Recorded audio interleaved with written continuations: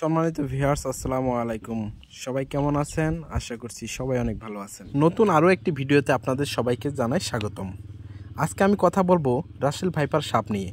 আপনারা ইতিমধ্যেই জানেন, সামাজিক যোগাযোগ মাধ্যমে রাসেল ভাইপার সাপ নিয়ে বাংলাদেশের অনেক আলোচনা সমালোচনা হচ্ছে।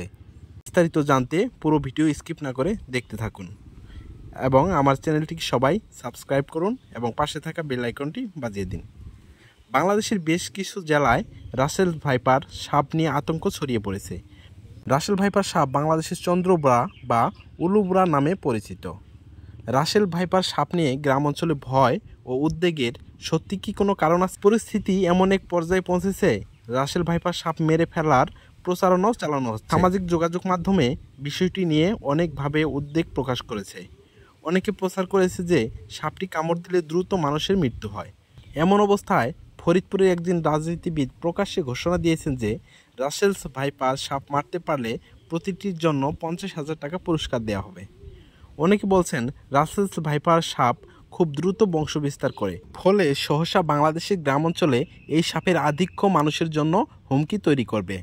প্রশ্ন হচ্ছে, রাসেল সাপ গবেষণা ও বিশেষজ্ঞরা বলছেন এ প্রজাতির সাপ কামড়ালে তারও চিকিৎসা আছে এবং সময় মতো চিকিৎসা নিতে পারলে মৃত্যুর ঝুঁকি কমে আসে।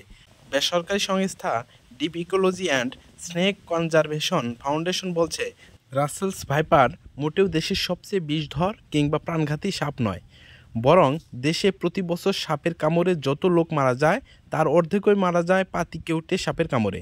তবে সময় মতো চিকিৎসা না নিলে রাসেলস ভাইপারের কামড়েও মৃত্যু হতে পারে। এক্ষেত্রে রাসেলস ভাইপার, কেউটে, পদ্মগোখরা বা অন্যান্য যে বিষধর সাপ রয়েছে সেগুলো গুরুত্ব একই। এগুলো কামড়ালে দ্রুত অ্যান্টিভেনম নেওয়ার জন্য নিকটস্থ সরকারি স্বাস্থ্যকেন্দ্রে যোগাযোগ করতে হবে এবং যেতে হবে। অতএব রাসেল ভাইপারে আতঙ্ক না হয়ে সব সাপকে গুরুত্ব দেওয়া উচিত। কোনটি বিষধর সাপ চিহ্নিত করে দ্রুত স্বাস্থ্যকেন্দ্রে যাওয়া উচিত।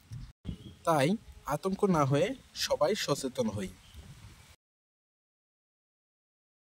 সবাইকে অসংখ্য ধন্যবাদ আমার ভিডিওটি দেখার জন্য।